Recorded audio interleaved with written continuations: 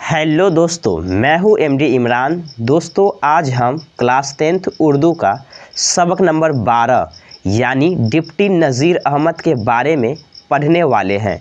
तो चलिए वीडियो को शुरू करते हैं। डिप्टी नज़ीर अहमद।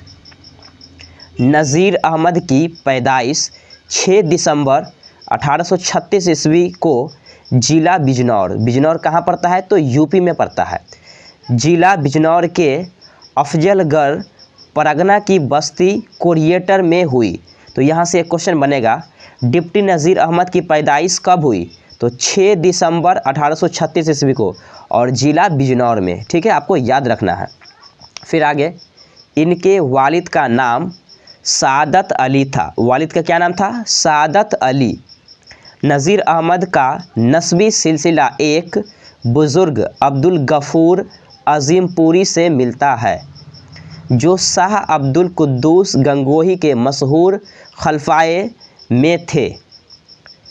इनके नाना काजी गुलाम अली शाह का शुमार भी अपने वक्त के बड़े बुज़ुर्गों में होता था।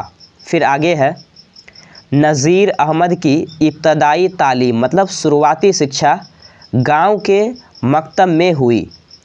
अपने वालिद सादत अली से अरबी व फ़ारसी की तालीम हासिल की, मतलब अपने वालिद से ही अरबी और फ़ारसी की तालीम हासिल की। और मौलवी नसरुल्लाह से भी अरबी की मयारी किताबों की तालीम हासिल की। फिर नज़ीर अहमद आला तालीम हासिल करने के लिए दिल्ली गए, मतलब आगे की पढ़ाई के लिए दिल्ली गए। आगे है, प्रिंसिपल कारगिल के तौसत से 1845 ईस्वी में दिल्ली कॉलेज में दाखिल हुए, मतलब एडमिशन लिए, और 1853 ईस्वी तक दिल्ली में मुकीम रहे। इसी दौरान मौलवी अब्दुल खालिक की पोती से इनकी शादी हो गई। इनकी शादी किसके साथ हुई? तो मौलवी अब्दुल खालिक की पोती से हुई। ठीक है, आपको याद रखना है। 13 साल की उम्र में इनके वालिद का इंतकाल हो गया, मतलब जब डिप्टी नज़ीर अहमद की उम्र 13 साल थी तब इनके वालिद का इंतकाल हो गया। आगे है, शादी के बाद फ़िक्र माओस दामिन गैर हुई, वह हसूल माओस के लिए पंजाब गए और टेम्पल साहब में 40 रुपये माहवार पर मुअल्लमी के फ़राइज़ अंजाम देने लगे। इस मुलाजमत से वह मुतमईन नहीं थे, इसलिए इस्तीफ़ा दे दिया और कानपुर में मदारिस के डिप्टी इंस्पेक्टर हो गए। फिर आगे, लेकिन नामवाफिक हालात के नतीजा में यहाँ भी इस्तीफ़ा देना पड़ा। इसी दौरान गदर का मतलब होता है क्रांति, गदर 1857 ईस्वी का वाक़या पेश आया। ठीक है, आपको ये भी बता दें कि 1857 का विद्रोह यूपी के मेरठ से शुरू हुआ था, जिसको उर्दू में हम गदर कहते हैं, है ना। क्रांति मतलब गदर या फिर विद्रोह। किसी तरह दिल्ली आ गए और तसनीफ़ व तालीफ़ में मशगूल हो गए।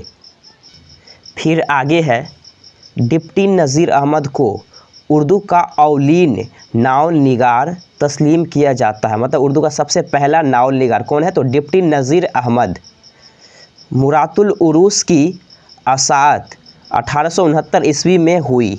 ठीक है, इस नावल के 2 किरदार अकबरी और असगरी अब भी ज़िंदा किरदार है। इसके बाद 1872 ईस्वी में इनका नावल नवाबतुल नऊश शाया हुआ। इस नावल में तालीम पर खासा जोर दिया गया है।